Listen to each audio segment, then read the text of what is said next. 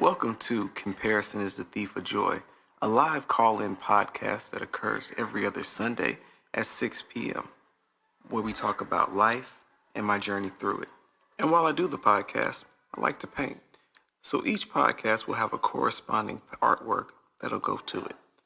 Feel free to call in by downloading the Podbean app, grabbing your cell phone, and a set of headphones. It's open topic, never feel any pressure.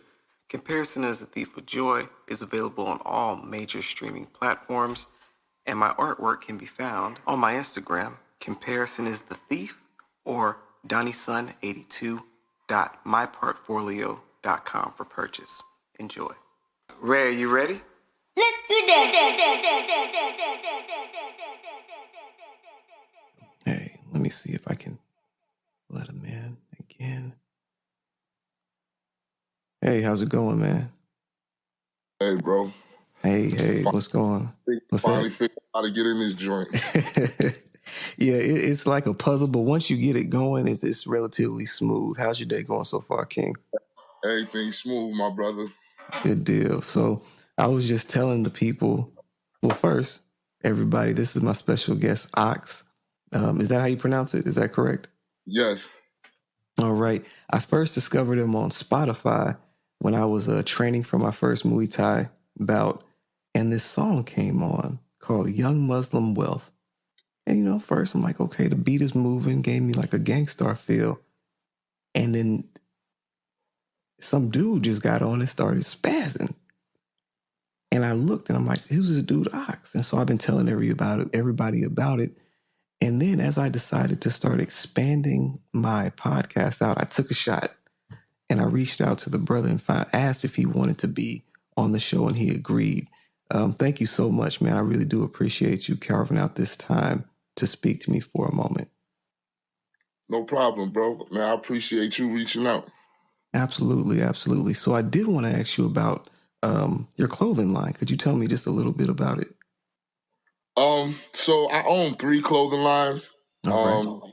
I own HalalChineseFood.nyc, which is the clothing aspect. We turned, Halal Chinese Food is the name of our music company, and it's the name of my first album. Okay. And the album Halal Chinese Food was critically acclaimed. They was calling it like the Muslim Illmatic. All right. And so we transitioned into a streetwear lifestyle brand as well. Okay. And so Halal Chinese Food.nyc, we push out like art, Islamic messages, Okay. on high quality fabrics.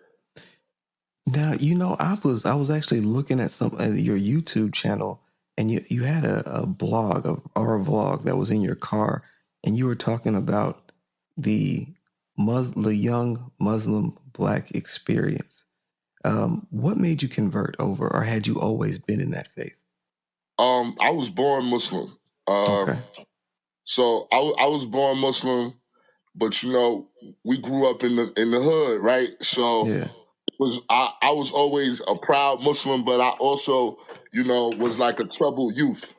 I was the guy that was, got into a lot of trouble in my youth.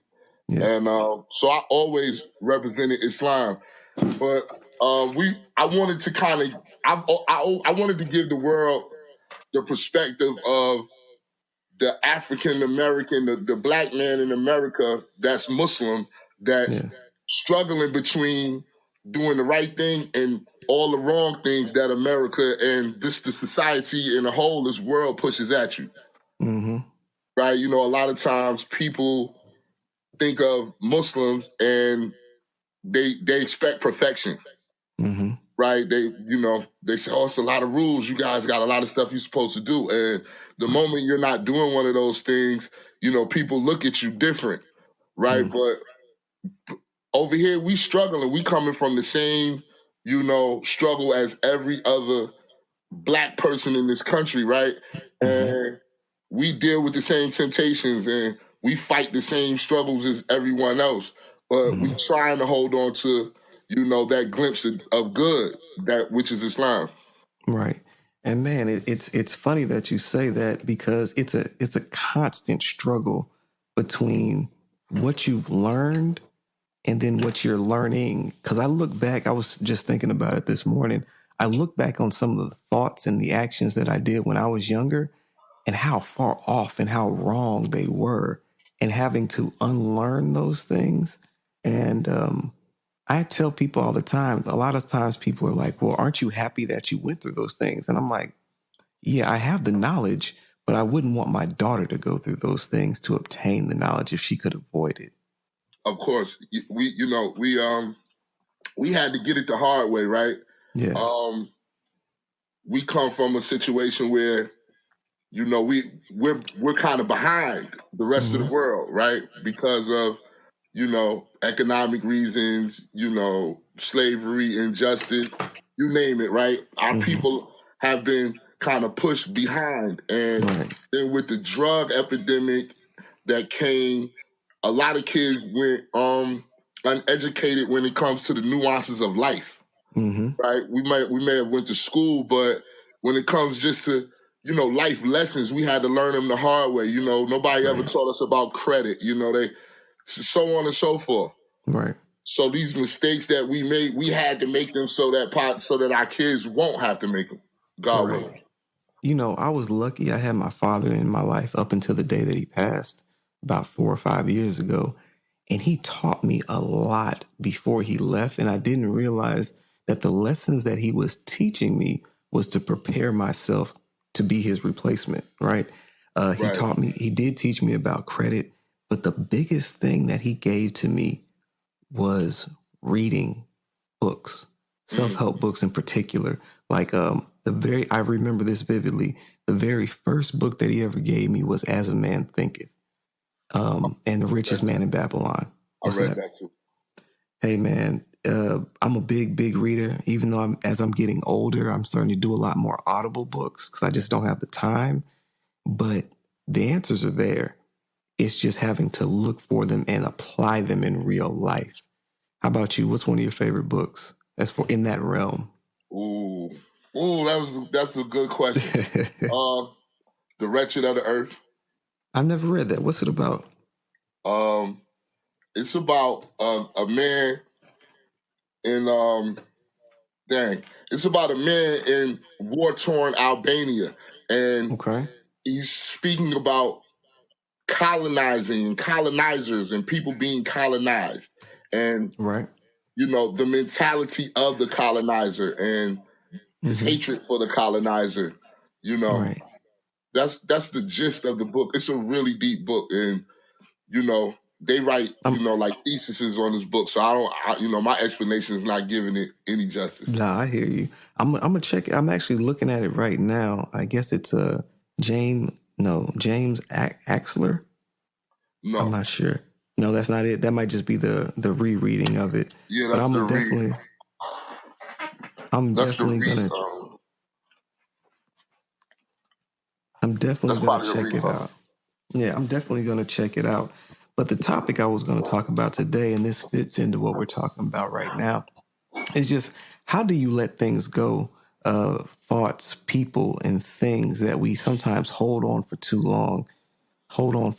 I think one of the things that we all struggle with, especially with as Black men, because we're taught to, I think, sometimes hold on to friends that have passed that expiration date, in ways and things that we do, especially thoughts that don't really work in the real world. They work in certain places, but they won't serve you in the big picture. Is that something that you've run into as you've gotten older? Certainly. Okay. And it took years and a lot of reprogramming of myself to, get past some of those obstacles. Yeah. Because, we kind of been indoctrinated and brainwashed from children. And that's where this mentality of not being able to let things go, or, not being able to think past the box that you're in. And you know what's so tough about that, and I think you might have mixed feelings on my next statement. I'm an MC, right? To the core. Ever since as long as I can remember, I've always loved hip hop.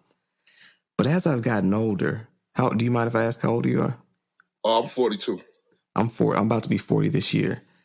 I'll never blame anything on hip hop, but I am starting to see that the messages that some of the music has can have detrimental effects on the youth. How do you feel about that? Definitely. But I think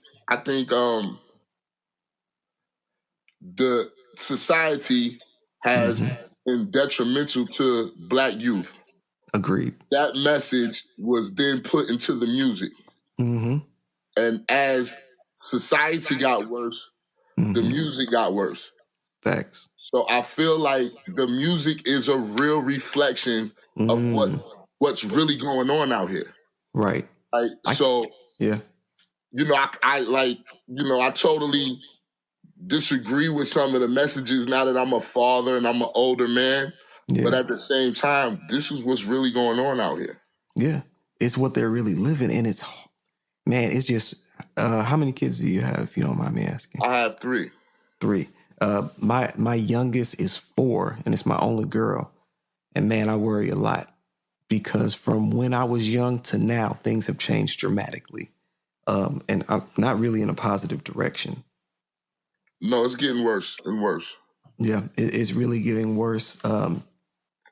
People and their, I would say people and their, I feel like I'm getting old, but people and their moral justifications of why they do certain actions, it's almost mind blowing when I talk to, and it's not just what I'm seeing out in like on TV. It's literally when I'm talking to kids, when I'm talking to them as they're younger, they see no real value in marriage. They think very much for the now. Yeah, and I think that the internet and just the information age has made things different. Everything is accessible. When I was a kid, if I wanted to learn something about another country, I had to go open an encyclopedia and all of these things like this. Now, everything is readily accessible right at their hands, and that's their view of life. Mm-hmm. Well, I think not only that, and this is a big one, I think it's given people the false ability to say whatever they want. And what I mean by that is because we're on the internet, people will say all kinds of outlandish and crazy things that they never would say to you face to face in real life. And sometimes I'm starting to think that they feel so emboldened on the internet that they take that same energy over into real life, and they're met with something that they're not expecting. That's the most pleasant way that I can say it. Yeah, well, what it is that, in my opinion, the internet is like people's thoughts being typed out, right? Mm-hmm. So the things that people really thought about you, now they had the ability to type it out away from you, not in your face, type it out and put it out to the universe. Right. So the times that we live in are just different, bro. I'm gonna be 100. Like, it's just different now. Like, it's different. They're gonna have flying cars and shit soon, stuff like that. Well, ever since Back to the Future, I'm dating myself. I've been waiting on it. But let me ask you this. Another thought that I had. I have a coworker of mine who he's still with us, but he has stage 4 liver cancer, right? And he just found out not too long ago. He was one of my mentors when I first got into nursing 7 years ago. And then it made me have the question I'll ask you, Ox. If you knew the time and date of your passing, even if it was 40, 50 years from now, would you live every day the same? That's a good question.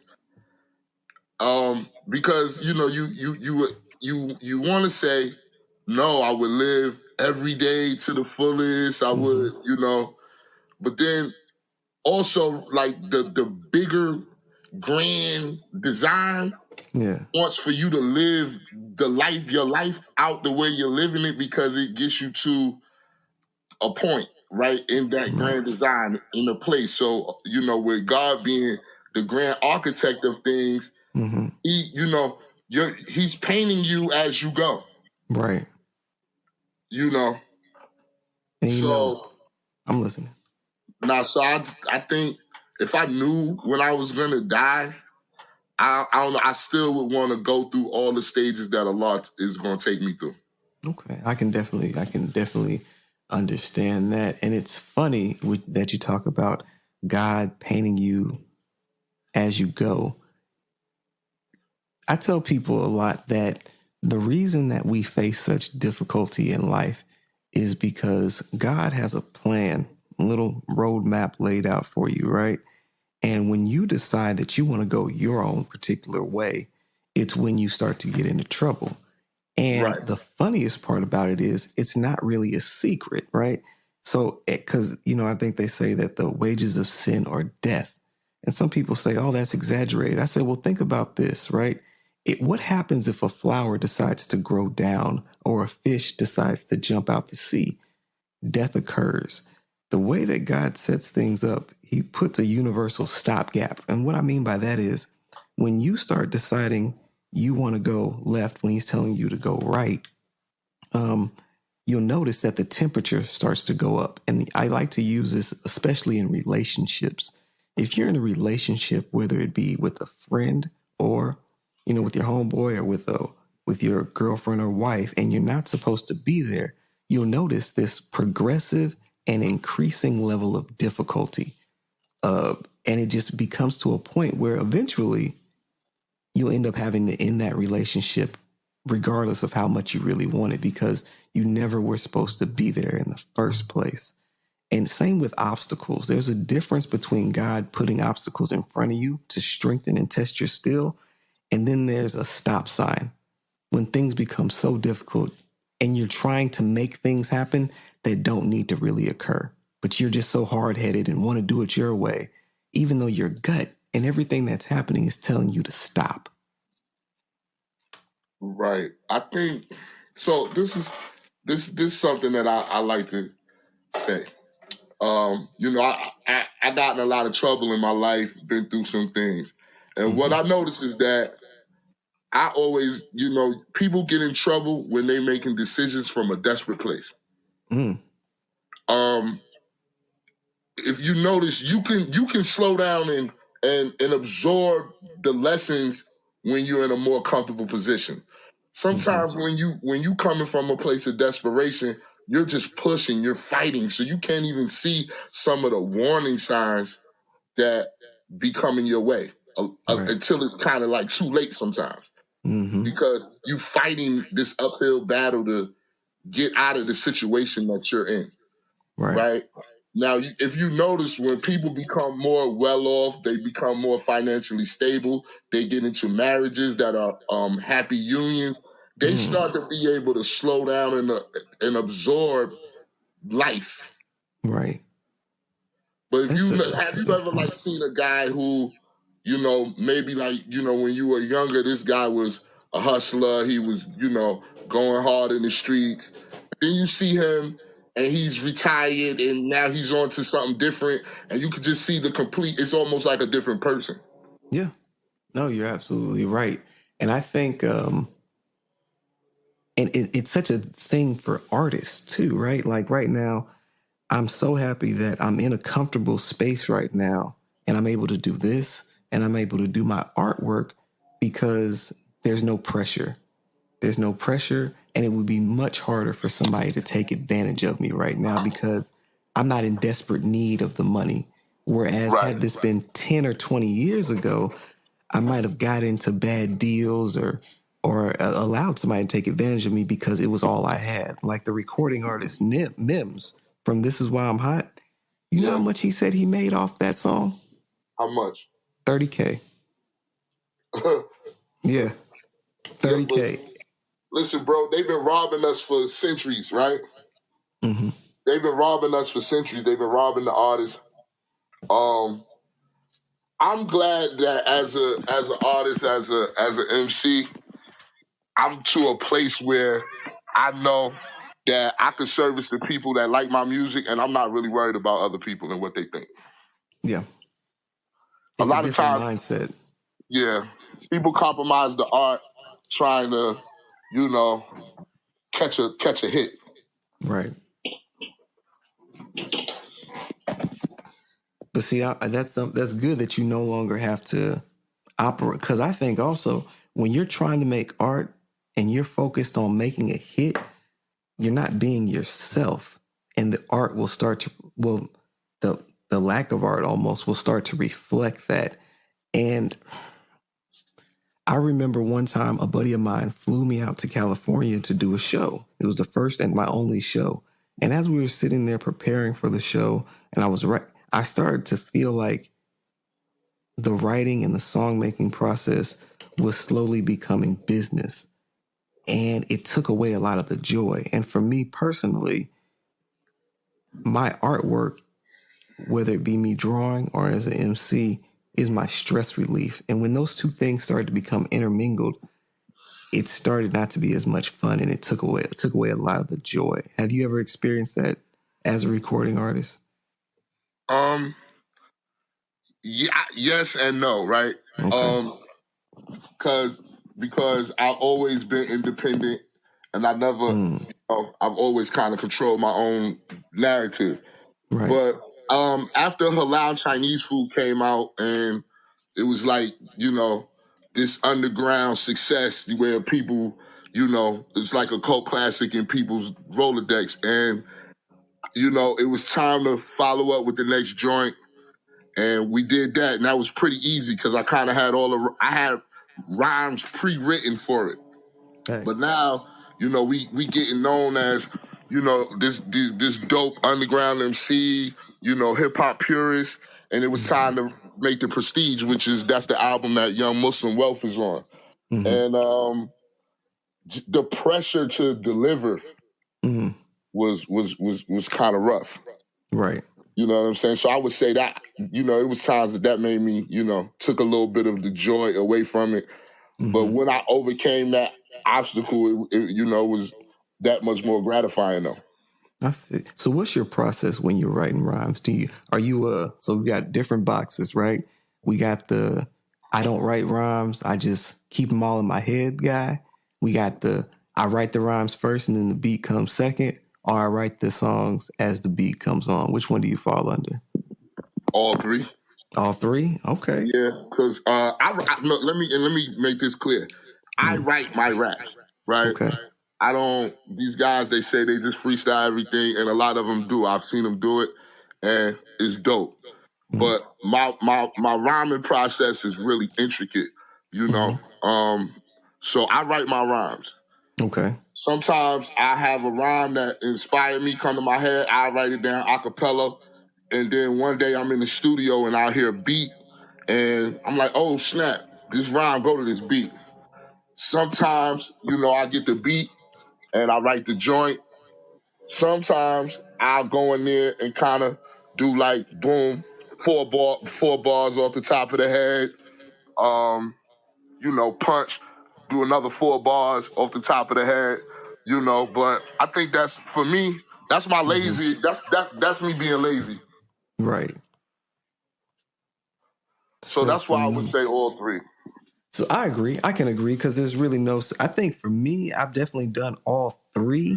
The only time that I really got into like memorizing my lines is when I used to work at UPS in the nighttime because, I was working on the conveyor belt, so I really couldn't sit back and write my rhymes. So I had to memorize them throughout the day.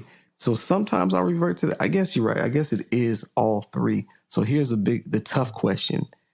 Question I ask every MC. Who's your top 5? Rakim to me is the best rapper of all time. Okay. Period. I think he fathered people's styles. After that, it's like Nas, Big. Okay. this is a hard question for It everybody. is. It is. I gotta put Pac in there. Okay. For the sheer artistry alone. All right, you got one left. Rakim, Nas, Big, Pac.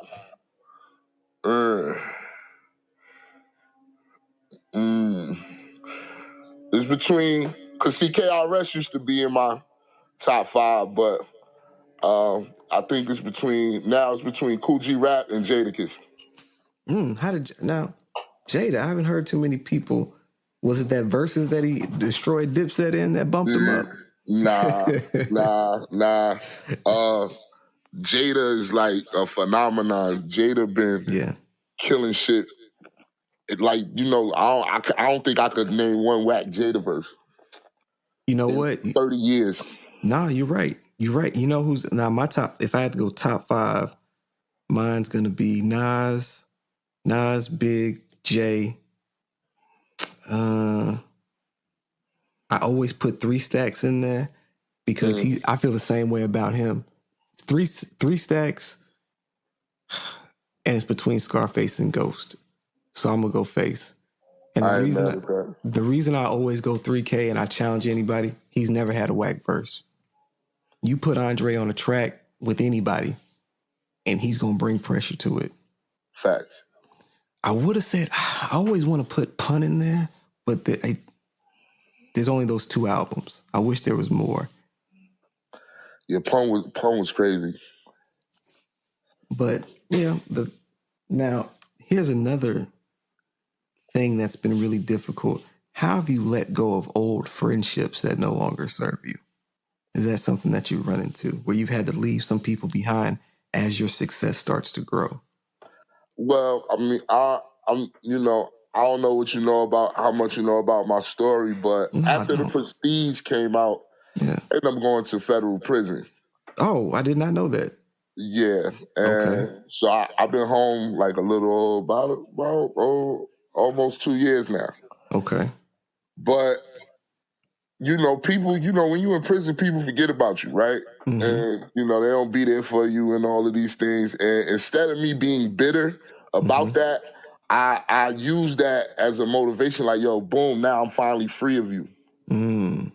So I just came home and never resumed a lot of these relationships that I had because, for what? And so kind of, I think through I think a lot separated me from these people through, me having to go through that, right? Right. So, And see that, and that's a powerful thing, and that's what I was talking about before. Because he gave you the foresight, he gave you the insight to say, hey, these people aren't for you, so let me separate them from you. But you could have very well returned back to them. Yeah, but I made it up in my mind, like, in there. Like, nah, when I go home, it's lit because, I had been in and out of trouble throughout my youth, but this last situation, it's like I was just like really reaching my goals. The Prestige was a crazy record. It had Young Muslim Wealth on there. It had Actual Facts featuring Conway on there. That was crazy. I was moving to where I really wanted to be, and then it got derailed. So I knew that when I came home, I had an opportunity to get back in position. And I just refused. I'm not, I don't want to curse on your joint, but I ain't ever. No, it's okay. You could absolutely let go. There's no, you can curse, you can say whatever you feel on here. So what is your grand plan? Where would you like to see yourself by the time you're, we'll say, 70 years old? Well, I'm building my companies. And I just want to be the person that changes the dynamic in my family tree. And I want to leave this earth knowing that I put my kids in the position to carry the legacy on, and we don't have to, be, behind the rest of the world anymore. Right. That generational wealth, And that's what I'm really trying to break out of. So my dad, he worked up until the day that he died, but he made several attempts to get out of the rat race. And that's what I'm trying to do right now. And it's not necessarily that exiting the rat race is difficult per se. The hardest part for me has been changing my mindset. If you're taught how to do it, if you're taught how to get LLCs and finagle tax returns, is easy. But when you're starting from ground zero and you've been instilled with the worker mindset, which I believe starts at school, it's difficult. And all the people around you are just telling you, oh, this is just the way that it is. You just go 9 to 5, 9 to 5, 9 to 5, die. I'm having a hard time accepting that. Yeah, I think so. They do indoctrinate you with this as kids, right? And I think one of the blessings of me being like a super rebellious kid, I understood racial dynamics at a really early age. I understood, that they weren't for me.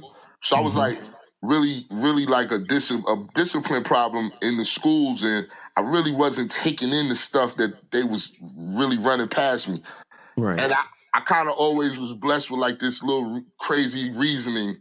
And so from a youth, I always was like, I'm never working for anybody. I'm never working 30 years to make someone else rich. Like I had these things in my mind as a young kid. So I, even though that seemed like such rebellion back then, and I think that was still Allah protecting me for the grand design of what He had planned for my life. Right. Because I've never had a job.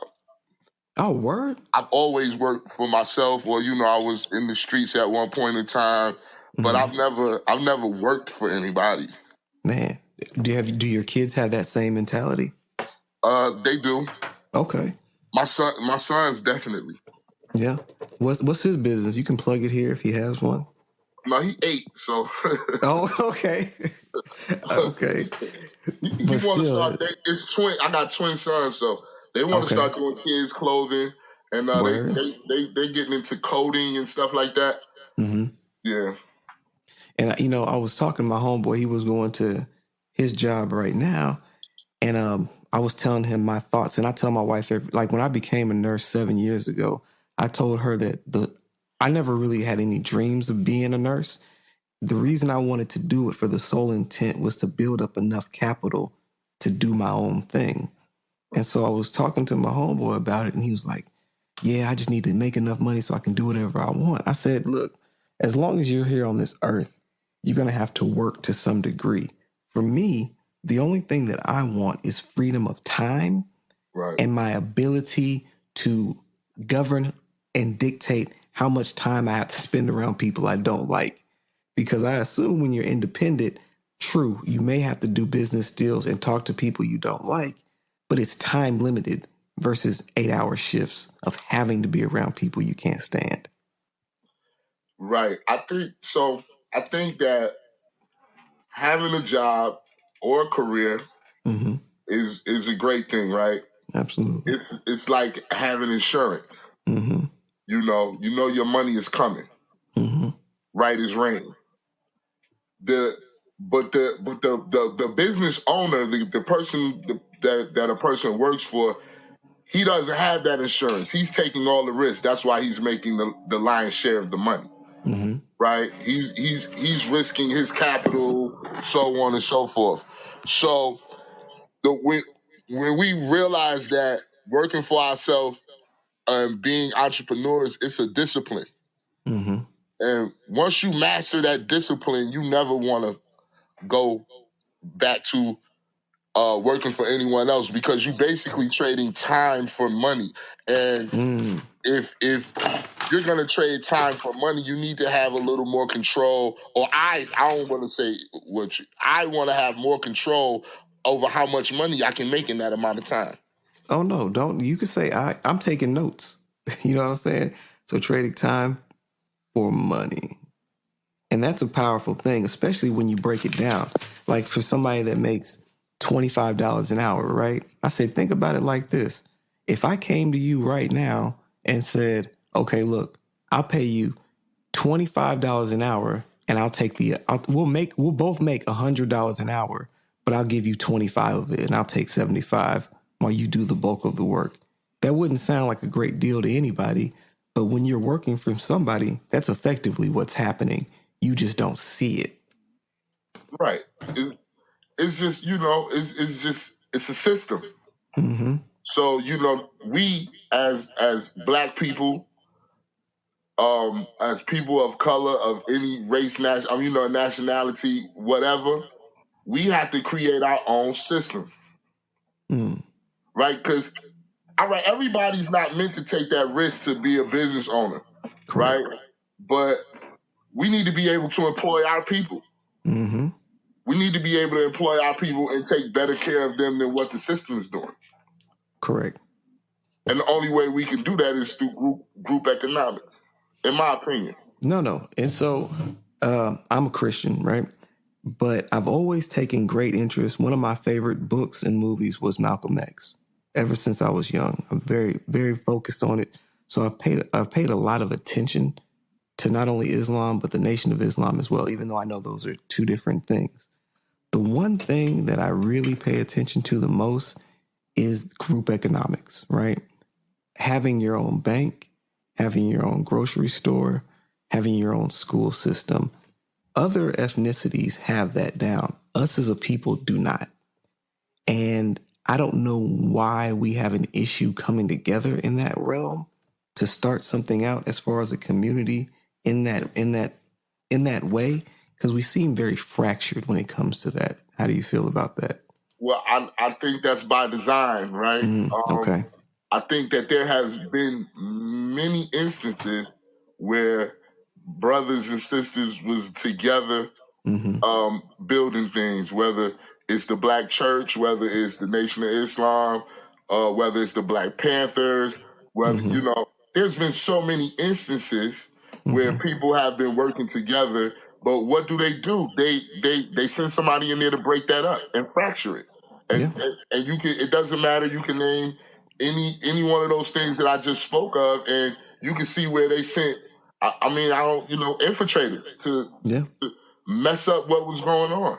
Yeah. And that's not conspiracy. People laugh at me and they'll say that I'm a conspiracy theorist. I'm like, how's it conspiracy if it's actually true? Right? If that's what actually happened, I'll give you a great example. Are you familiar with the Hebrew Israelites? I am. Okay. So I was talking to a brother from their sect. We were just talking about different things in the Bible and really just chopping it up. And I noticed that as me and him started talking, something odd started happening with my phone. Phone. I'm dead serious. My wife thought I was crazy until I let her hear my phone. I started getting echoes in my phone. Phone calls started dropping when I started having certain conversations. And this kept going on for months. Well, as I was talking to him, in the middle of conversations, he would say things like, we're not a hate group. We're not a hate group. And it would just come at different points in the conversation. I'm like, hey, why do you keep saying that? Until one day he told me that they were being targeted as a hate group in the state of Texas. So I looked them up, and sure enough, they were. And so as time goes by, me and him, our communication starts to lessen. And as our communication starts to lessen, guess what? Your phone gets better. My phone gets better, and it all goes back to normal. And I tell my wife, I'm like, I said, it's not far-fetched to think that they were tapping me at all. It's my level of importance, because if I was somebody who was like a national leader, you would just assume that's true. But just because I'm regular schmegular guy from Texas, we think that they wouldn't spend time doing that, when I don't think that's true. I think that they, we all know that Amazon listens to phone. I mean, how many times have you said something about, like, if you said halal Chinese food, I'm pretty sure now when I scroll through my Facebook, it's going to start popping up more and more. Facts. But, I think you just touched on a point that, that is kind of like almost an answer to the question that you asked, right? So What's a that? lot of reasons that we can't come together is out of fear. So now it's to a point where you can't be claiming no groups, bro. Or they could do something bad to you. Yeah. You know what I'm saying? So now black people are even scared to be in groups. Yeah. Because these groups are being targeted. Yeah. Right? Like I ain't in none of these groups, man. I'm gonna say it so you know, right? Only group I got is me and my kids, right? Because they targeting these groups, and within these groups, they have implants and people that's in there that work for them. Mm-hmm. So you never know who you're talking to. No, you're absolutely right. Oh man, what was this one thing that sounded not MK Ultra, but even like the Tuskegee experiment. If you were to say that they were doing that now, people would think that you're nuts.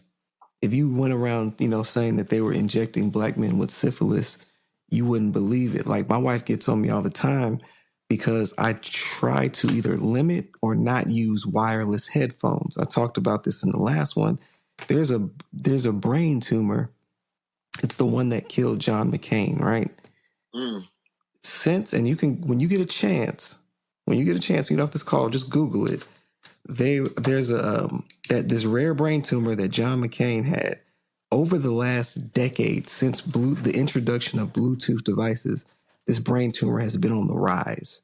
And even if you Google like Bluetooth, and they'll tell you to, like the CDC tells you to limit your use of these devices. They don't tell you why, but they do tell you to limit your use. And another thing is fluoride, right? So fluoride's in both toothpaste and it's in your water. And they do say that my dentist, she gives me toothpaste with non-fluoride, but they'll say that, oh, well, tiny bits of fluoride aren't bad for you. But then when you think of, there's two things you got to think about. One, how much fluoride are you actually consuming on a daily basis? Nobody knows because you're drinking this water and you're using the toothpaste. So the amount that you're ingesting is probably higher than negligible. And then on top of that, there's a pineal gland that we have. They say that it's called the third eye. And in addition to that, it controls your serotonin. It releases melatonin. Well, everybody over the age of, I think 20 has calcification of the pineal gland. And the main reason this occurs, and you can see it on x-rays, is because of ingestion of fluoride. Dead serious. And they don't know, they claim that it doesn't have any effect on you, but I have a hard time believing that. And you probably should have a hard time believing it. Nah, listen, it's so much. I don't want to get off into too much of this type of stuff because they beat and flag this and all that. Yeah. Last thing I will say is, man, population control is real. Okay. No, I can believe that. These people who want to, these people who run the show, these people feel like it's too many people on this earth. Humans are consuming the earth very fast and they're destroying the joint. So there's people who feel like population control is the only thing that's going to save the earth, is to kill off the people. So, and I won't go into it much because I know the flagging thing, even though, Podbean's pretty good about that. They don't really, I've gotten into all kinds of strange topics and they haven't taken me down. But I noticed this more when I had started to get awareness of self, right? So my dad passed about 4 or 5 years ago. And to put it lightly, I went insane, right? I mean, I'm talking about I lost it because that was my dog, right? Well, I didn't hear about it, bro. Oh man, you know what? It turned out to be the worst and the best thing that could have happened to me. And I say that because it made me attain higher self. I started to shed so many things that that were holding me back. I got into better shape. I started taking care of myself better. Well, I had always dealt with anxiety, depression, and things of that nature. But I'm starting to realize more and more as I changed my dietary choices and became more active, a lot of those things started to fade away. Like if you think about food, for example, food can dictate your emotions. And the example that I use, if you, Ox, had a big business deal coming up, big business deal, you were hour out, and you had to make a food choice, I'm pretty sure I know what you're going to say. Would you rather eat a salad with some fish or a big hamburger? A salad with some fish. Now, why? I'm talking about from a mental standpoint. What would the burger make you feel? It's going to make you feel lethargic. It's going to slow you down. It's going to make you feel contentment to a point of laziness or what they call the itis. You see what I'm saying? So it's like once you start thinking about that, a lot of the mental disorders that we see on the planet are really food induced. People claim that they have anxiety, but they'll eat on an empty stomach. They'll drink 2 cups of coffee and a bunch of sugar. That's going to mimic anxiety. That just or a bunch of soda. We eat all these things. Like, you ever heard of the thing where if you feed a bird rice, they'll eat it and explode or something like that? Oh, yeah, I've heard stuff. Like, I don't know about rice, but like, I think it was Alka-Seltzer or something. Right. And it's crazy because you'll sit there and I ask myself, I'm like, well, that's stupid. Why would a living animal eat something they know it's going to kill itself, when we do it all the time, when you really think about it? Hello? Yeah, is that you? My bad. It's all good. What you over there listening to? Nah, that man, I tried to click on IG because somebody like pinging me. Yeah. I ain't think it was, and it went straight to the story. Isn't that how it goes? That's a song that I did with Cool G Mims. This is okay. DJ Red Alert. We did that for a project for the Struggle Mike and the Black Soprano family. Oh wait, Black. That's not Benny's team, is it? Yeah. Okay. Is it already out? Yeah, it's called With the Shits or something. Oh wait, actually, I'm looking at your IG right now. Struggle Mike, Mims, and Ox. Really with the shits. Who made the beat? I don't know. Oh, fair. Okay, fair. No. I'm sorry. His name is X Roar, the producer. Okay. Wait a second. I'm looking at this. Why do I know this guy, but I can't place it? Old buddy in the green shirt. Was he part of Boot Camp Click? Oh yeah, that's Tech. Okay. Yeah. That's my brother. Oh man, I used to be huge into Boot Camp Click. Sean Price. That was my favorite. Yeah, mine too. It was my Aki too. And I don't know why I wouldn't. And now, as far as mic skills, like strictly bars, it's, let's see. I go Sean. I go Beans. I'm a big Beans fan. I go, let's see, Sean, Beans. That's my brother too. Oh, you know Beans? That's my we did a song together. Man. We got a song on YouTube. Oh, word? What's it called? Block Away. We both was featured on a song from a group called CIGM. They had us come in and do features on their song. So that's dope. Yeah, this was years ago too. I say Beans might be the only person ever smoked me on the record. Hey man, I tell people all the times. To me, I'm a big Jay fan, but on the mic, if we're talking about just that, Beans is nicer than Jay to me. Mm-hmm. If we're talking like the whole package and marketing and whatnot, Jay beats everybody because he changed the game with the way he did things, and everybody wanted to be like Jay. But if we're talking about strictly skills, it's Beans. Listen. I'm not gonna say either way, right? I think they're two totally different artists, though. True. Because Jay give you a certain motivation, and Beans give you a certain feeling. Okay, I could definitely see that. So I'm listening. It's dependent on the mood, you know. Yeah. If you feeling that aggressive, just you want bar heavy, then Beans is it. Yeah, but if you feeling debonair, you feeling like you getting money, you know, you throwing Jay on, you know what I'm saying? So, and that's what's so powerful about Jay, and And this is what makes it always hard for me to put Eminem in any of my list, right?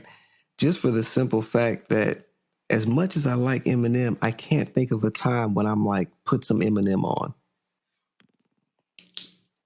Yeah, I know you in it. I M know is a you dope. can't. Listen, M is No, yeah. crazy MC, but he's not on my list though.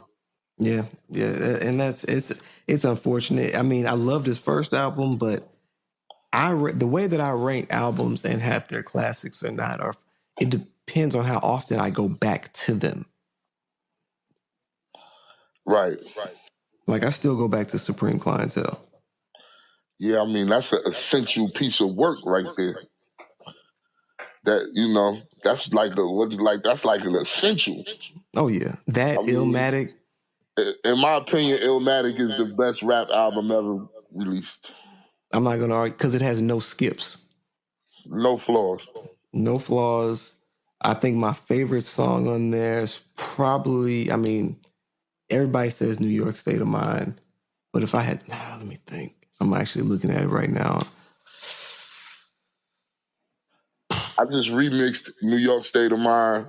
I saw it on your thing, but I didn't see it on Spotify. Nah, because, they be robbing you, man. For real? Yeah, I mean, as far as I'm concerned, you giving me a fraction of a penny off a spin. No. So, I do a lot of direct to consumer, man. If you click the link in my bio, you could buy all my joints, singles, and all that. I think the New York State of Mind joint is like $1.99. You could buy it directly from me. You know what? I'm about to support you right now, man. Yeah, I don't, Islam State of Mind. Yeah, if you if you click I'm already there. I'm there right now. Yeah. I'm there right now. Let me see if I can go ahead and it's got me in there. So the download comes attached to the receipt. Got you. I'm on it right now. And it just dropped right into your files and boom, you own it. But you could get all my music, you could buy all my albums, the classic joints, all that. And I'm gonna be honest. If you drop a record today, I would rather come buy it directly from you, bro. Because I know they not giving the artists no money. People got children. That's why these guys is doing all these publicity stunts to try to run the numbers up so that they could actually make a couple dollars to take home to their families. And see, man, that's an argument that me and my homeboys were having. I said, how much money do you think rap artists make? They're like millions. And I'm like, I don't think they're making that type of money off music because of the way that the industry is now. Well, they're not making it off streaming, that's for sure. It's right, because it's from, and you know better than I do, I assumed it was from shows and other things. Shows, merchandising, sponsorships and, stuff like that. But as for they robbing us with the streaming numbers. You make you don't even make a penny off a spin. You make a third of a penny, bro. If you would get 1 million spins, you get like what, $1,000 or something? Nah, I think depending on what platform. Some platforms I think you get like 7,500 for 1 million spins, bro. For 1 million, yeah. So it sounds good until you realize that's 1 million spins. You see what I'm saying? So yeah, I don't, I can't do that, bro. Nah, but the thing about it is, it's so integrated into what you got going on that you still want to feed that beast as well. So, because I re-released Halal Chinese food because I had took it off streaming sites. Okay. But I re-released it so that people could get it on Instagram. But I still encourage people to buy it from me. But people like to use it in their stories, so on and so forth. So, I did it for that reason, but you're not making no money off streaming, bro. So let me ask you another question. I don't want to keep y'all down. What do you got planned for the rest of the day, man? Man, got some orders to fill. Okay. So let me ask you a question before I let you go, my brother. Life lessons. I tell people the following life lessons. I don't lend people any money anymore. I don't allow people to live with me. I don't do business with friends, and I don't give out rides in my car. if you could give the people one life lesson, what would it be?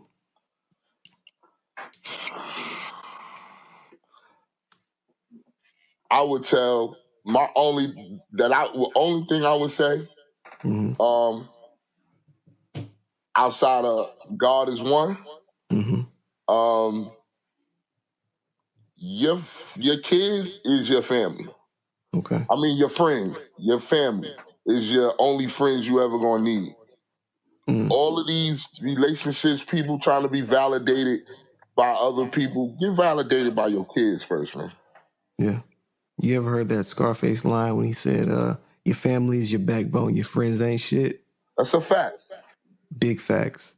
I did just purchase the joint. I'm going to listen to it later today while I go out and do my chores. But once again, man, I really do appreciate you spending this time with me. After I get off the phone, if you want to send me your address or P.O. box or wherever you'd like me to send the print, the art that I've done today, I'll send it over to you. And once again, thank you so much, man. All right, bro. Yeah, I'm going to hit you on the back channel. I want to see what you did. All right, one. All right, peace. Peace.